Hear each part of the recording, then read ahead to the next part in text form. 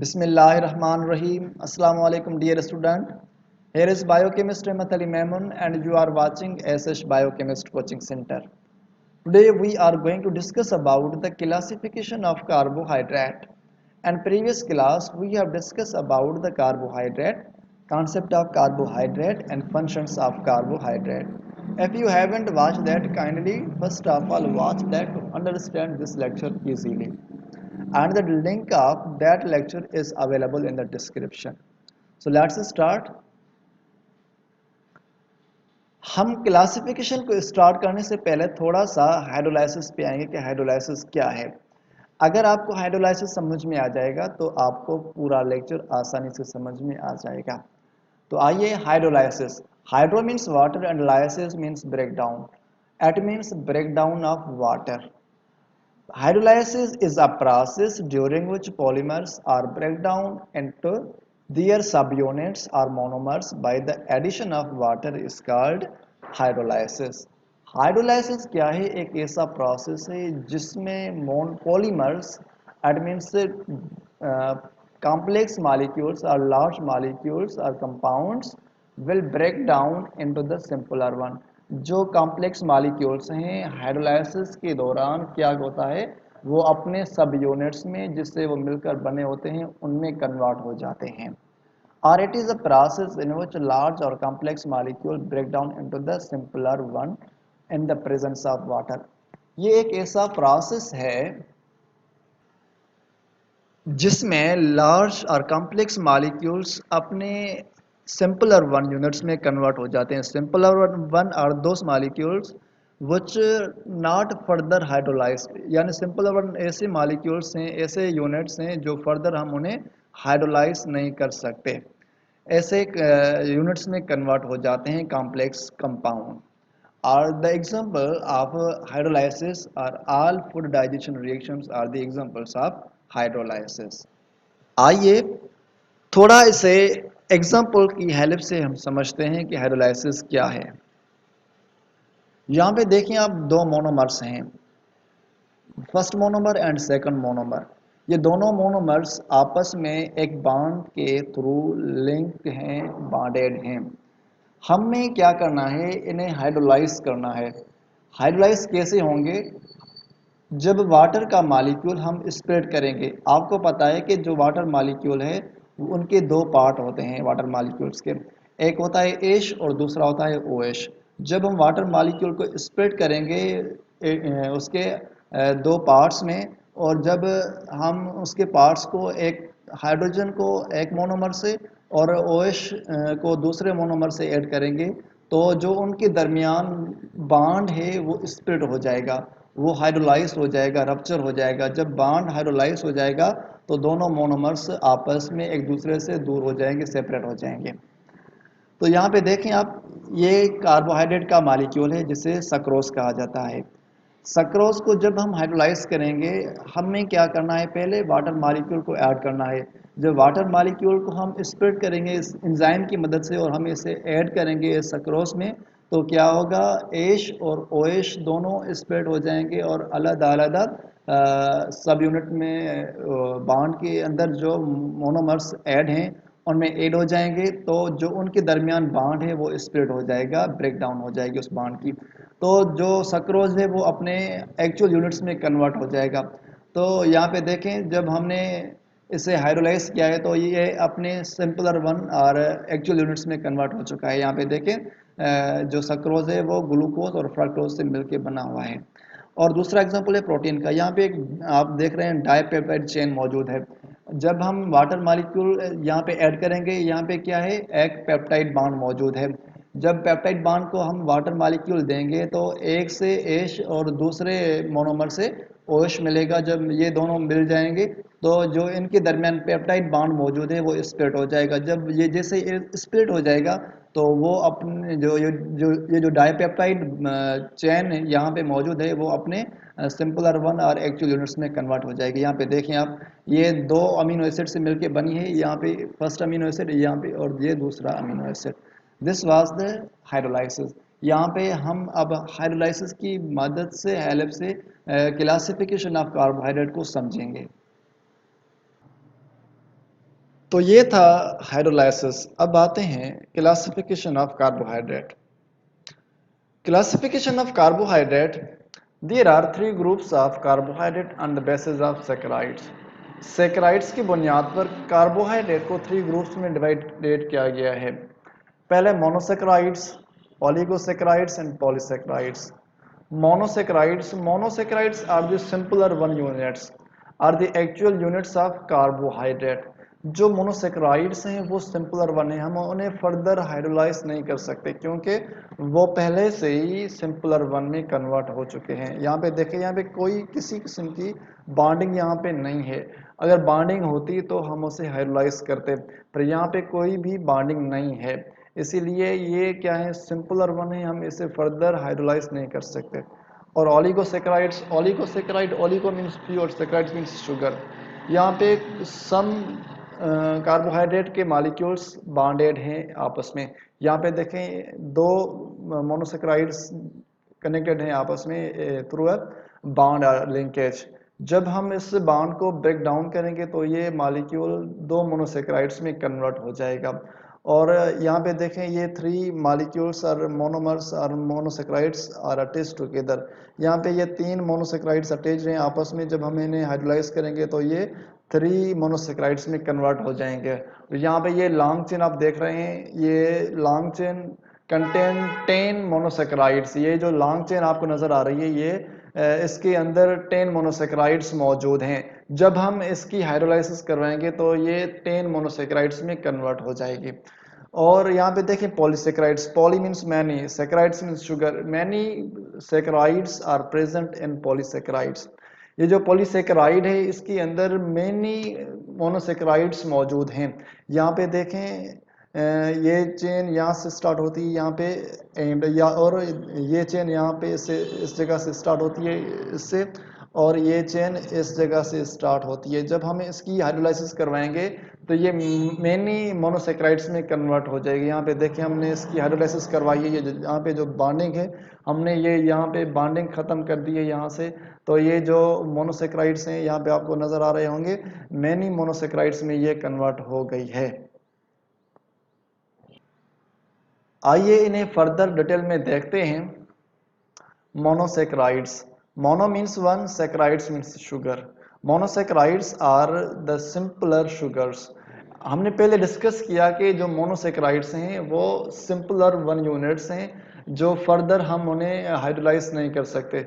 Monosaccharides are not further hydrolysed. हमने पहले ही discuss किया क्योंकि ये जो मोनोसेक्राइड्स हैं वो पहले से ही सिंपल है, सिंपलर वन में कन्वर्ट हो चुके हैं। हमें अब उन्हें फर्दर हाइड्रोलाइज करने की नीड नहीं है, क्योंकि वो होंगे ही नहीं तो हम उसे कैसे करेंगे, क्योंकि वो पहले से ही सिंपलर वन में कन्वर्ट हो चुके हैं। और the general formula of monosaccharide is CnH2ON। यहाँ पे ये जो N है, N शो कर ये नंबर ऑफ कार्बन को, और ये जो नंबर है वो भी नंबर को शो कर रही है। यहाँ पे जितने नंबर कार्बन के मौजूद होंगे उतने ही नंबर यहाँ पे ही आएंगे। हम इसे आगे चल के थोड़ा सा डिस्कस करेंगे क्लासिफिकेशन ऑफ मोनोसेक्राइड के अंदर। अब यहाँ पे आप इतना याद रखें, जो जनरल फार्मूला है मोनोसेक्राइड का वो क्या है, CnH2ON। This is a general formula of monosaccharides.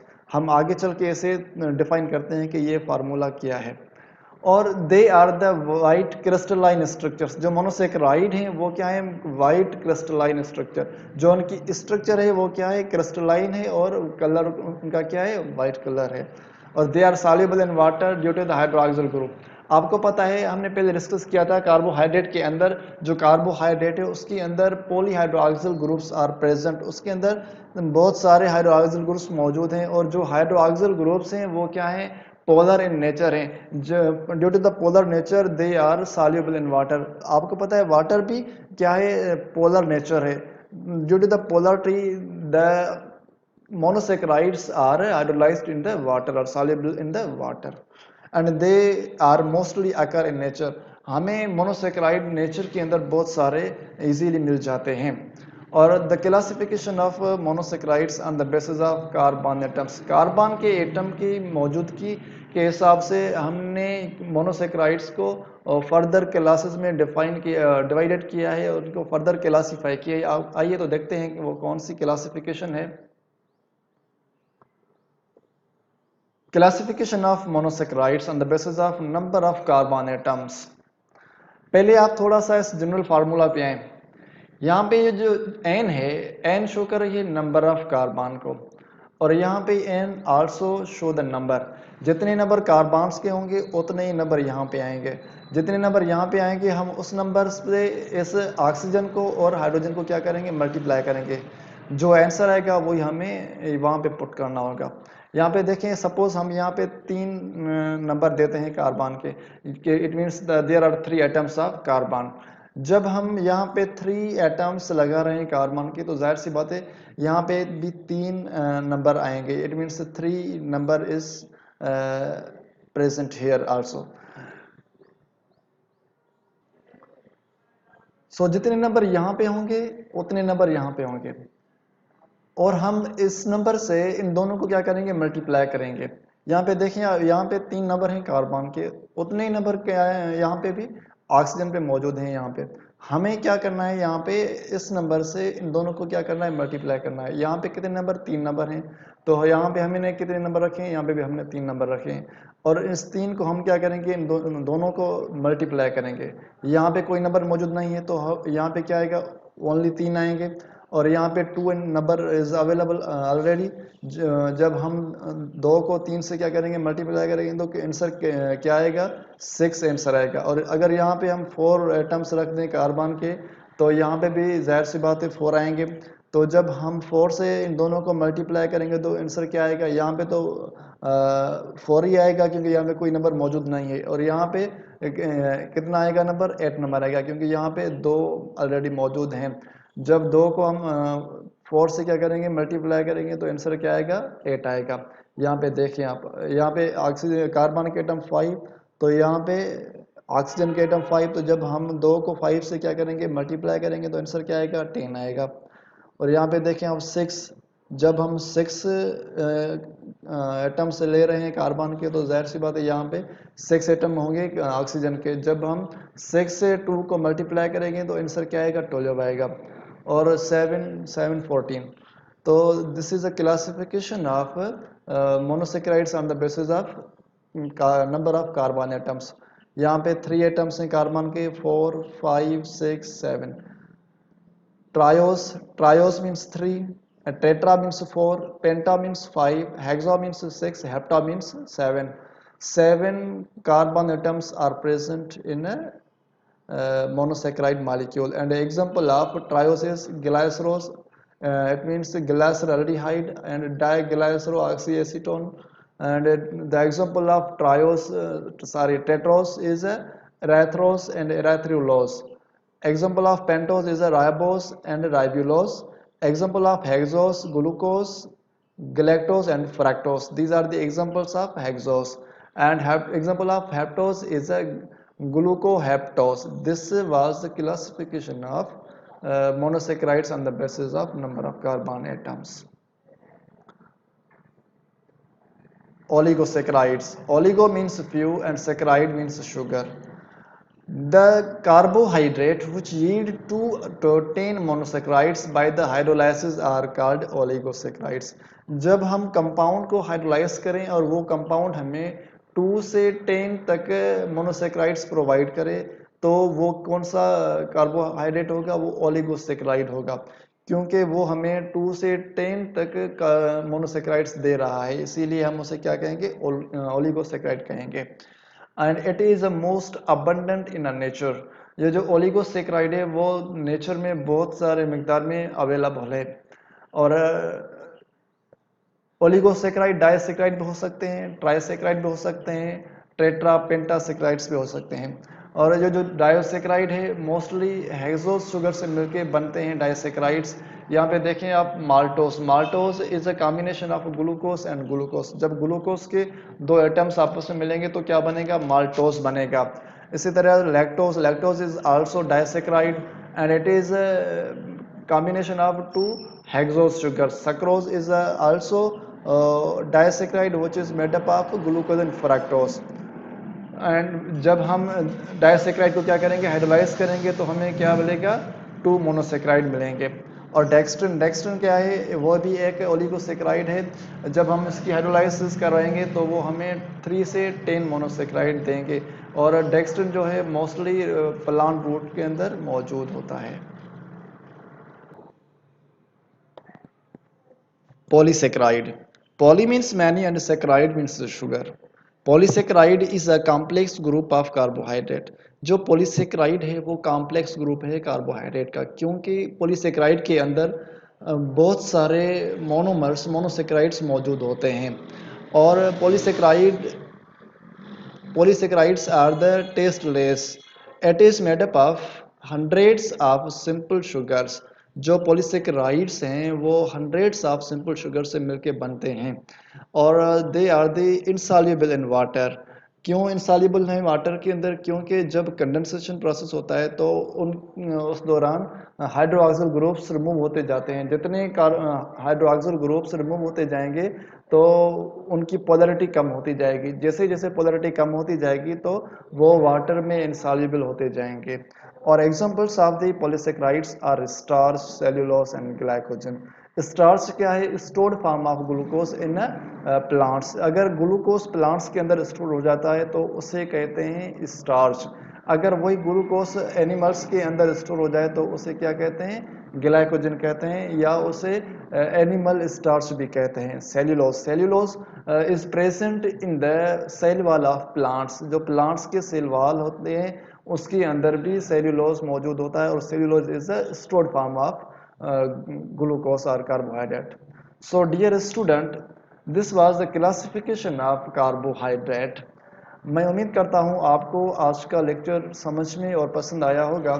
अगर पसंद आया है तो काइंडली अपने दोस्तों के साथ शेयर करें, हमारे चैनल को सब्सक्राइब करें, बेल आइकन पर प्रेस करें ताकि हमारी न्यू आने वाली वीडियो आप तक पहुँचती रहे।